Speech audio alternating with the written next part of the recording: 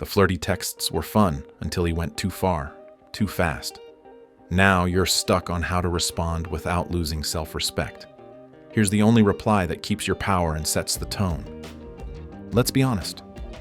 When a guy sends a sexual text too soon, it usually means one of three things. He's testing your boundaries, he's only in it for something physical, or he seriously lacks self-awareness. I've had it happen. Great convo, good vibes, and then, bam. He sends something explicit out of nowhere. It's like all the potential just disappears in a second. And that uneasy feeling you get, that little flip in your stomach, that's your gut telling you something's off. Trust it. It's not being dramatic. It's being smart. When a guy sends a sexual text way too early, most of us freeze for a second, and then scramble to say something that won't make things awkward. We don't want to come off as rude or too intense, so we default to playing it cool.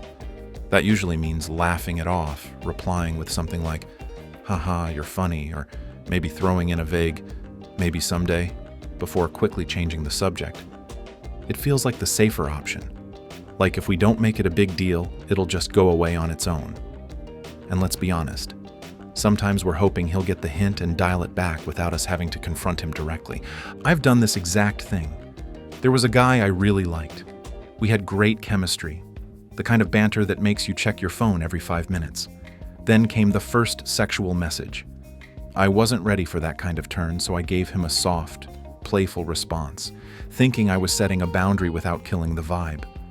But to him, it was a green light.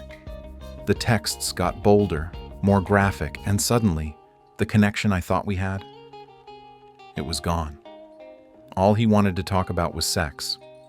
That's the problem with passive responses. They don't stop the behavior, they encourage it. Whether he realizes it or not, your silence or soft reply tells him it's okay to keep going. And before you know it, you're deep in a conversation you never wanted to have, feeling disrespected and completely misunderstood. It's not your fault, but it's a trap we fall into far too often. We've been conditioned to keep things polite, to not make it weird, even when someone else is the one crossing the line. But letting that slide only tells him his approach is working, when in reality, it's pushing you further away. Then there's the opposite end of the spectrum, the aggressive response. You know the kind, "How dare you talk to me like that?" Or, "You're such a pig." And look, it's completely understandable. When someone makes you feel uncomfortable or disrespected, the instinct to fire back is real. You want to make it crystal clear that this is not okay. But here's what usually happens. That kind of reaction tends to escalate things. Instead of hearing you, he gets defensive. Maybe he doubles down, throws something nasty back, or pretends you're the one overreacting. What started as one uncomfortable message now becomes an all-out argument, and suddenly you're in a battle you didn't ask for, trying to defend your right to basic respect. And when it doesn't blow up into conflict, there's another common move we make. Just ghosting, disappearing. No explanation, no response, just silence. In some cases, especially if you feel unsafe or threatened, this is completely valid. Your safety always comes first. But when it's not about safety, when it's just about discomfort, it can feel like unfinished business. Maybe you liked other parts of your connection. Maybe you actually wanted something real with him, but that one text threw you off. Ghosting ends it before you even know if it could have been redirected. It leaves you without closure and him without any understanding of what went wrong.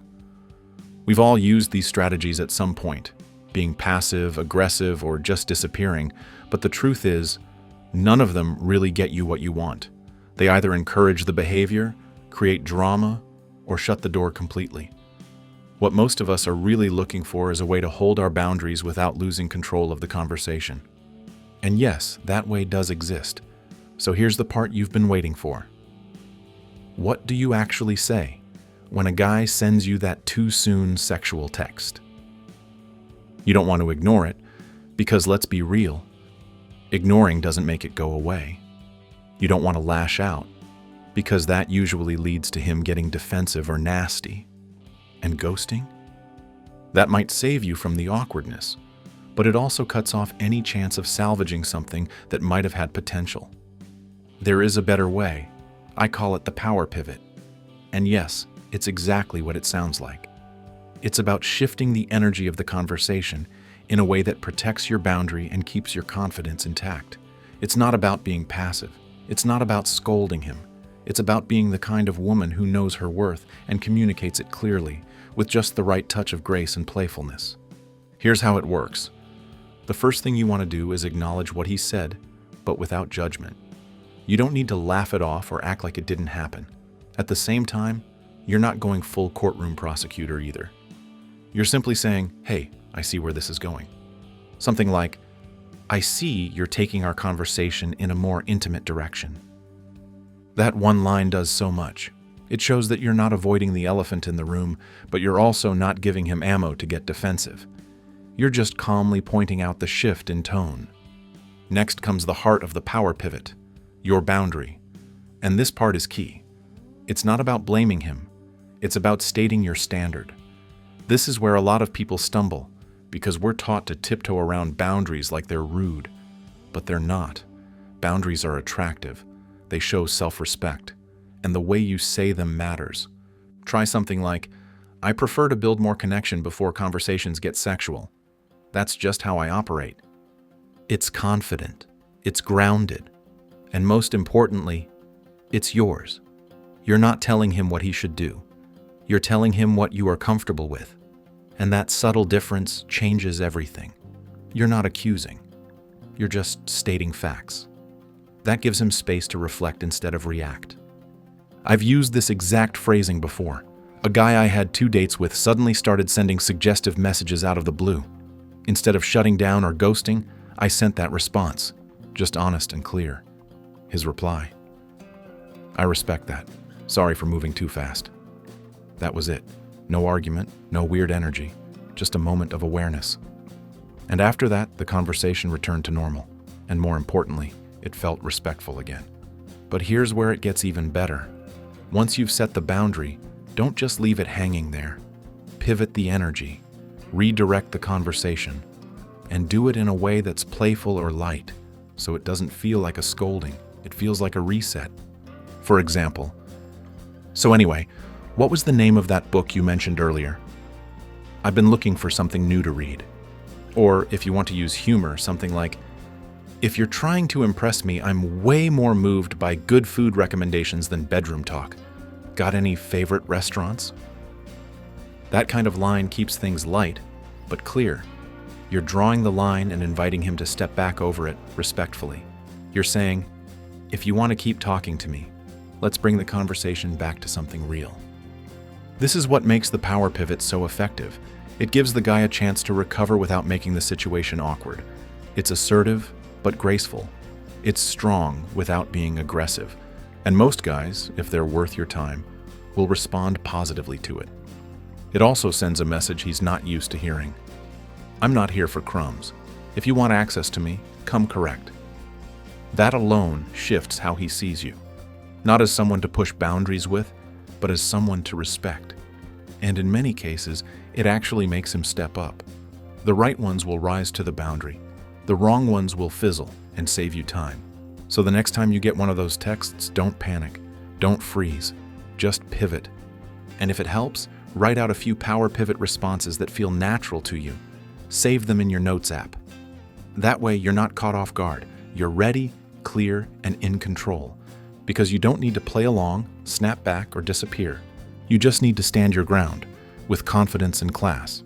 Here's the thing about the power pivot. It works. And not just because it sounds good in theory, but because it genuinely shifts the way men respond to you. The first reason it's so effective is that it keeps you in your power. Instead of reacting with frustration or shutting down, you respond with calm, confident clarity. You're not playing defense. You're setting the tone. When I started using this approach, I noticed a shift almost immediately. Men stopped treating me like someone they could push sexually and started engaging with me on a deeper level. The energy changed completely. It also reveals who you're really dealing with. His response to your boundary will tell you everything. If he respects it and adjusts his tone, that's someone who's open to learning and maybe worth getting to know. But if he gets defensive, pushes back, or keeps sending inappropriate messages, that's your cue to walk away. No guilt, no second guessing. And maybe the most unexpected part? Setting boundaries with grace actually makes you more attractive. There's something magnetic about a woman who knows her worth and isn't afraid to say, "This is what I'm comfortable with." I once used this exact approach with a guy who seemed all about the sexting. After I pivoted, our conversations deepened. Months later, he told me it was that moment, me calmly holding the line, that made him realize I was different. That's the power of knowing how to respond, with clarity, strength, and just the right amount of warmth. While the power pivot is a strong and reliable way to handle unwanted sexual texts, there are moments where the situation calls for a bit of adjustment, because not every guy and not every connection is the same. Let's start with the more extreme end, when someone sends you an unsolicited, explicit photo. No lead-up, no context. Just your phone lighting up with something you didn't ask for. In this case, you're well within your right to be direct and firm. Something like, "I didn't consent to receiving that kind of image. Please don't send anything like that again." If this is someone you barely know or have no interest in talking to further, blocking them is not only appropriate, it's sometimes necessary. You're not being rude, you're protecting your space. But not every situation is black and white. Sometimes you're actually into the guy. You're just not ready for that kind of talk yet. Maybe there's chemistry, but you'd prefer it to build more naturally. In that case, you can acknowledge the attraction without giving him the green light to rush. A response like, "I'm definitely attracted to you, but I prefer to let that side of our connection unfold a bit more organically. Speaking of which, I want to hear more about your Colorado trip." This way, you're keeping the door open, on your terms. And then, there are the situations that matter a little more. Maybe this isn't just some guy from an app. Maybe it's someone you've been dating, someone you like, someone you trust. If the texts are starting to feel too forward or disconnected from the vibe you're used to, it's okay to talk about it more openly. Try saying something like, "I've noticed your messages have gotten more sexual lately. I'm not against exploring that with you, but I prefer when it grows out of shared moments, not just through text. Do you get where I'm coming from?" That kind of honesty doesn't just set a boundary, it invites a deeper conversation. The real beauty of the power pivot isn't just in how you respond, it's in what it reveals. Some men will hear your boundary and immediately show respect. Others, not so much. And that's important information. I once had a guy respond to my calm, clear message with, "Whatever, you're probably just a prude." That one sentence told me everything I needed to know. I didn't need to waste more energy wondering who he was or what he wanted. At the end of the day, a man who's truly interested in you, your mind, your values, your energy, will respect your boundaries and adapt. If he doesn't, that's not a loss, that's a win. Because you found out early, not after weeks of emotional investment. And that's what this is really about. Protecting your peace, owning your voice, and walking away when the energy isn't right. Because your time, your body, and your attention are not owed to anyone. They're earned. Here's the beautiful twist in all of this. The moment you start setting boundaries around sexual communication is the exact moment you start building something real. It's not a turnoff. It's not a deal breaker. In fact, it's often the very thing that opens the door to deeper connection, better communication, and, eventually, more meaningful intimacy. Studies have shown that couples who communicate with mutual clarity, whether in person, over text, or anywhere else, report stronger relationship satisfaction. It's not about avoiding uncomfortable topics. It's about knowing how to handle them with respect and intention. And when you start your connection from that place, everything you build afterward has a stronger foundation. What I've found, and what many others have discovered too, is that the men who respond well to boundaries are the same ones who show up with emotional depth. They're the ones who listen, who adjust, who care about more than just the surface. And yes, those are the same men who, later on, bring the kind of physical connection that feels truly fulfilling, because it's built on something that matters. But let's zoom out for a second. This isn't just about handling an awkward text. This is about how you choose to show up in your relationships. It's about reminding yourself and others that you are worthy of more than a rushed, objectifying message. That you're someone to be known, not just pursued. The power pivot isn't just a clever way to handle disrespect. It's a whole mindset. It's you reclaiming your time, your energy, your space. And every time you use it, you're reinforcing a simple, powerful truth. I expect to be treated well, or not at all. I've seen it firsthand. When women start owning their boundaries, everything changes. They stop attracting takers and start drawing in people who respect, give, and truly see them. Boundaries aren't about being too much.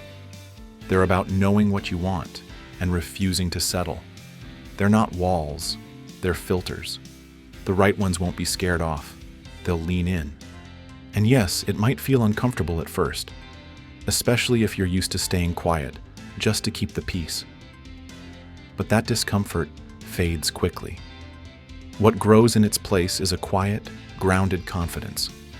One that says, I don't have to settle for crumbs when I'm offering the whole meal. So the next time your phone lights up with a sexual text you didn't ask for, don't shrink. Don't question your reaction. Take a deep breath. Remind yourself of your value. Then respond with calm, confident clarity. Because boundaries aren't about pushing people away.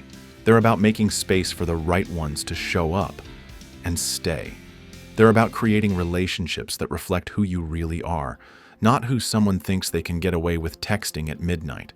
If this spoke to you, don't let it be just another thing you scroll past. Share it with someone who needs this reminder. Save it for the moment you forget your own power. And if you're ready to stop tolerating what doesn't serve you, start now.